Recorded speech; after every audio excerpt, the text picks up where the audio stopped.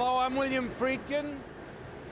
I'm the director of The French Connection, and we're right in the heart of Brooklyn, and this is the exact spot where The French Connection chase began. Now, I haven't been here for 38 years, and it's amazing how very little has changed here. These are the buildings, the second building actually, where the character of Popeye Doyle lived.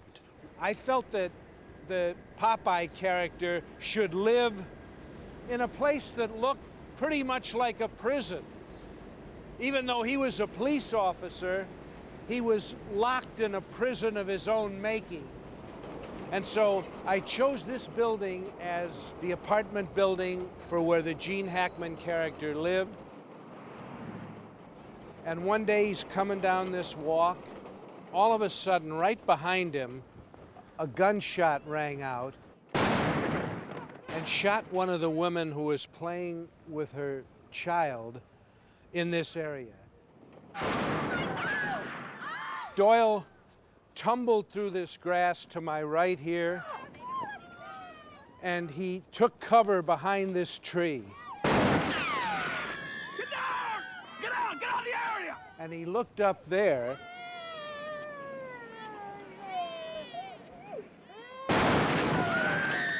and he saw a man duck out of the way up there. And so what he did at that point, he went back here where there's some children who lived here watching him. And he then did something that I'm not going to do. He vaulted this railing to go up on the roof and see who it was that was firing a shot at him. And this is actually where the chase scene began. And it was totally arbitrary. It was something that just came to us as we went around the city looking for locations to do a chase scene that reflected the obsession of the Doyle character. The chase is there simply as a metaphor for this police officer who would stop at nothing to get the guy he was looking for. Hello, Phil. Hey, Billy Boy. Nice to see you, pal. Been a long time. Yeah. This is Phil D'Antoni, who produced not only The French Connection, but Bullitt and some other really great films and television shows. And he brought The French Connection to me. Phil, how did you first get interested in the story? I had met you at the Paramount lot. You may not even remember Oh, this. I do. In the gym. Yeah. We both used to do a little bit of boxing. Well, anyway, I knew some of your work. I knew particularly the documentaries you had done. And I felt that this movie needed a touch like that. And we needed a young guy. And you were young those days, and so was I. So we met, we talked about it. You agreed that you'd like to do it. And that's really how it began. Well, it took what, close to 2 years to get a studio to agree to do it? Oh, probably. It was over a year. Probably even more than 2 years. When we, with the final script, with the script that we at least felt we could maybe make a deal on, we were turned down as I can remember at least by 8 or 9 studios. Sometimes twice. We finally got together with 20th Century Fox. They got a little more money. They had turned it down once before. They came back and said, we can do it if you can make it for a couple of $1 million at the most. And then I said, okay, and I've got a director. His name is Bill Friedkin. They said, isn't he a little bit artsy-tartsy? That was your description in those days, artsy-tartsy. And I said, no, I don't think he's artsy-tartsy. Have you seen the Paul Crump documentary? And they said, no. I said, well, we can get it for you. You then came into New York. We had a meeting with them, and they finally agreed, provided we could get the film rolling in about 6 or 7 weeks. Because that regime, they were all going to be fired. Yeah, and we had to get going. But we felt, I remember at the time, Sure. that the story had everything for a great contemporary police thriller, everything except one thing, and that was a big action scene. Well, I remember that you particularly, because I had been involved in Bullitt, and there had been a chase scene in it, you said we ought to try and put a chase scene in it. And I remember meeting you in your apartment, and we walked 40, 50 blocks. And somewhere along the lines, an elevated train was mentioned. And that led to us saying, what would happen if? What would happen if there was a sniper shot?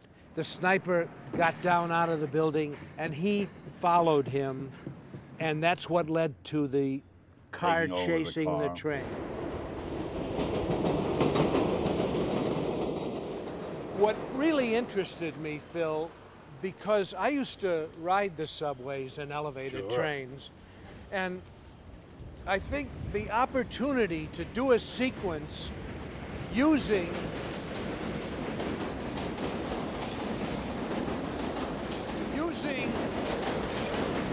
what was going on underneath the tracks, all of the sense of big city energy.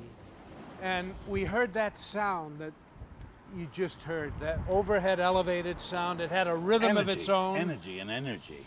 And we knew that we didn't have to use any music in the chase scene. Never. That the music of the chase would be what was being heard from those elevated tracks. So much of this stuff was being done by you as you saw it. Right, we would see something and say, let's shoot Let's over take a there. chance. Let's Let's try shoot it." over there.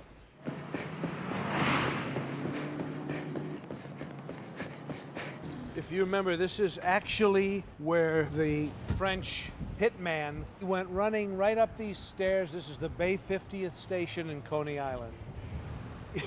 It would be a huge challenge to us to go up these stairs 3, 4 steps at a time. You want to try it? Let's go. Okay.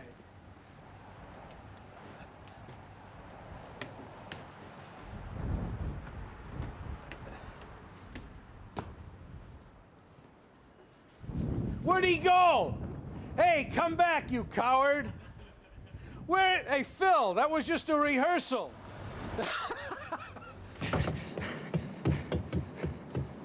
So, these are the stairs where Hackman has lost the French guy. And he comes up and he looks down the platform and he doesn't see him. And he now realizes that he's lost the French guy. And as the train comes on, he catches a 1-second glimpse of Nicoli, the French guy. He sees the French guy get on, and Hackman has to go back downstairs and figure out what to do. What's the next stop into the city? 25th Avenue. Really, what this chase is about is the interaction of New Yorkers, the way they move around the city, the energy, what you feel coming off the streets. And of course, the elevated train is a big, important part of that. So the first thought that came into my head about how to do a chase in New York is to do it somehow with an elevated train.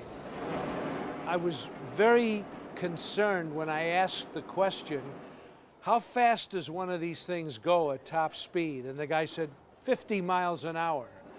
And it was at that moment that I knew we had a chase scene, and not before that. Because a guy in a car running under these tracks could do better than 50 miles an hour and could catch the train.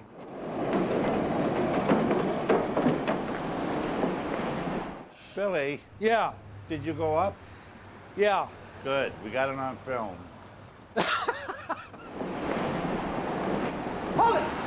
Hackman decides to run down the stairs, and the only way he can get going is by quickly grabbing a car. And do you remember the make of the car at all? I think it was a Pontiac. It was a 1970 brown Wow. Pontiac. And it was something very much like this one here. Wow. Holy mackerel. And Gene waved his hands out here. He stood out here and he stopped the guy here and he pulled him out of the car over Wow. there.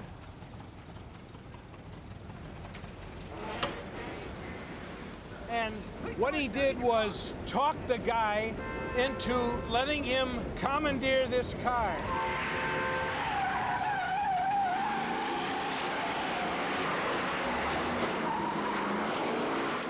This is Detective Randy Jurgensen, who worked with Sonny Grasso in the 28th Precinct, and he was one of our most valuable guys on the French Connection film in getting the film made.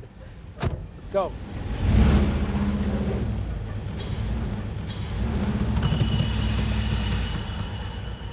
Go. Good, right up to the light. Great, Randy. Okay. Fantastic. I remember the one thing I said to you that I didn't want to do that you did in Bullet was where you had the streets cleared out Planned sequence. totally really planned. and just ran the cars through with nobody in Yeah, no harm's people, way. no. And I remember saying, Phil, this is New York. Let's put this Right. in the middle of New York City life. And there was probably even more people than you see on the streets right now. I operated the camera from right where I you're know. sitting over the stuntman's shoulder, and we had a camera mounted on the front bumper of the car, and I think we had one more mounted inside where in the front seat. Right. where Chris is sitting that showed through the window. We went 26 blocks at 90 miles an hour along here, and there was absolutely no control. We had no police control whatsoever. We didn't stop cross traffic. We didn't stop pedestrians from crossing the street. And the only thing that got us through this traffic, if you recall, was we had a gumball on top of the car. Right, a right, siren, right, a police that's siren, and a gumball. People heard a siren and tried to get out of the way, but they didn't see a police car. All of the crashes that occurred were accidental. We had near misses, a few bumps. A few bumps that weren't supposed to happen. I remember Gene cracking into a wall when he was driving. Yeah.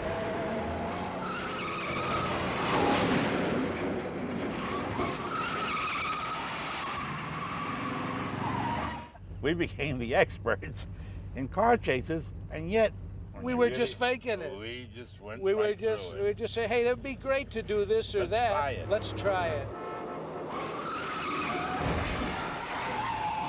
But it was something, Phil, I would tell you that I wouldn't do anymore. If we were doing the film today, I'd find another way. It was irresponsible. If you want to really be honest, Billy, a lot of things we did in that movie were illegal. It was about illegality. It was But you about know what they say? It worked. Yeah, thank God no one was hurt. So this is the exact spot, Phil, this little island here, where we did the most dangerous looking stunt in the movie. We put an enormous pile of garbage out here, and the idea was that a woman crossing the street under these L tracks was going to push a baby carriage across that street, and it was going to look like Hackman, who was doing 90 miles an hour, was going to maybe hit her.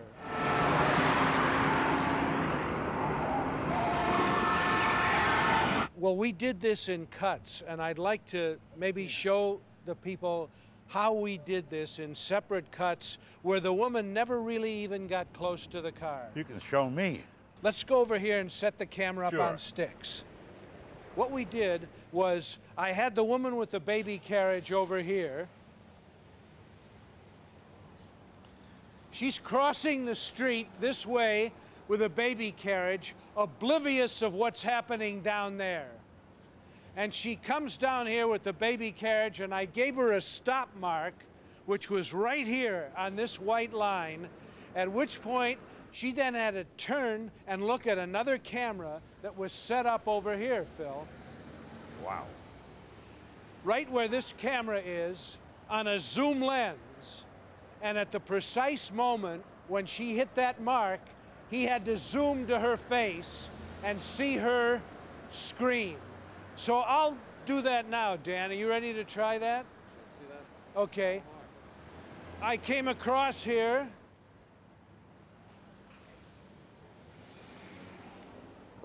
and I pushed the carriage here, she did, and turned right at this spot, at which point he zoomed into her face and she had a huge scream on her face.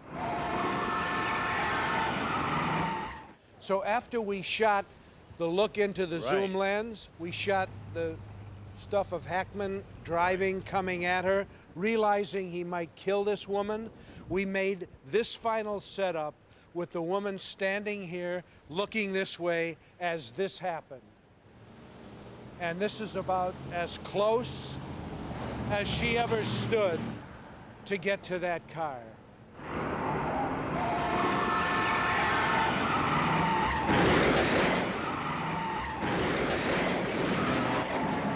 But anything cuts, Phil.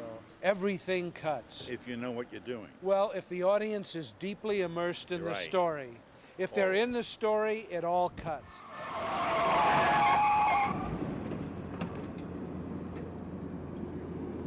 You know, it's about 38 years since we've come to this spot, which is where the chase scene ended, Phil.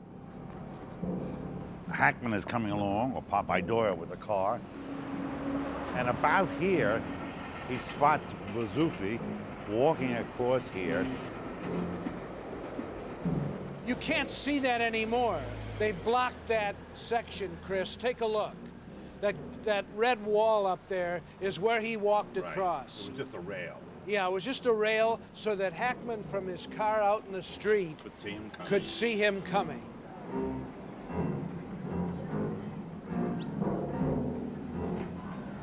Hold it! He took a fall from that whole landing, whole landing down to Gene's feet, and Gene didn't expect it. Neither did I. I think the great thing about that is that Bazoofi was a stuntman in France. And you told him about how this might end the day before. And then the next thing you know is he learned how to speak English well enough to say to me and to you the next day, "I don't dare do it." And you said, "Oh, yeah," and you got your way.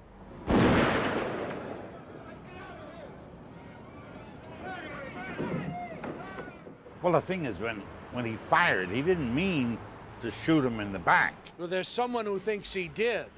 Hey, Randy, come here, will you? This Randy Jurgensen again, ladies and gentlemen, who worked with us throughout the film, who's in the film, working in the police garage. And who made that 26-block run with Billy Freakin in the car, which turned out to be the master in the movie.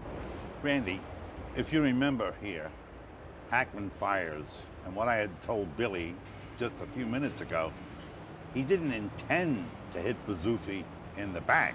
I saw the rehearsal, and when I saw what was happening in the rehearsal, I approached Billy and I said, "I don't think you can do that. It looks to me like he's shooting him in the back, and he's unarmed." I said, "Billy, you know, that to me is tantamount to committing murder here." And Billy said, "Don't worry, it'll work." I seriously doubted it. I thought we were all going to be embarrassed that Gene would shoot an unarmed man. Fast forward, we're in the premiere watching the movie, and we come to that particular scene, and there were 1,200 people, you got it, in the audience. And when that scene played, I held my breath. 1,200 people stood up and applauded. Billy ran up to me in the theater and said, "It worked for me, it works for them. And you know what, Randy? It's also going to be the poster shot." Listen, it was terrific to see both of you again. We haven't gotten together like this for many years. We stay in a kind of touch. Absolutely. But we'll be brothers forever, man. Oh, yeah. The French Connection, the result, I guess it turned out good, but it was not an easy film to make. I got an not easy Oscar film. to prove it. Oh, you didn't sell yours? I'm so proud to have been a part of the film. And that's from my heart. The great union. And I love you. I owe you a great debt. God bless. God bless, Randy. Thanks for watching.